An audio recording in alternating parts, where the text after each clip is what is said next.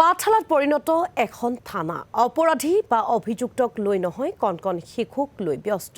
মোৰাঝাৰ আৰক্ষী থানাৰ ওসি এজাক কণ শিক্ষাৰ্থীৰ কৌতূহল আৰু প্ৰশ্নৰে কিছু সময়ৰ বাবে থানাখনি যেন পৰিণত হ'ল এখন পাঠশালালৈ মোৰাঝাৰ জাতীয় একাডেমীৰ এজাক কণ শিক্ষাৰ্থী বুধবাৰে উপস্থিত হৈ থানাখন কেনেকৈ পৰিচালিত হয় আৰক্ষী বিষয়া কৰ্মচাৰীৰ দায়িত্ব আদি বিভিন্ন বিষয় ওসি ঋতুপৰ্ণ গগৈৰ পৰা জানিব বিচাৰে শিক্ষাৰ্থীসকলে শিশুসকলৰ প্ৰশ্নৰ উত্তৰ দি আৰক্ষী বিষয়াগৰাকীয়েও সকলো বিষয় সহজ সৰল ভাষাৰে বুজাই দিয়ে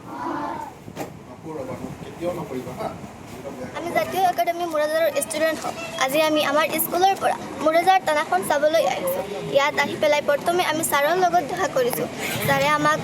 ছাৰৰ অফিচত যিবিলাক বস্তু আছে ছাৰে আমাক ধুনীয়াকৈ দেখাই দিছে আমাৰ সমাজত যিসকল ব্যক্তিয়ে অপৰাধ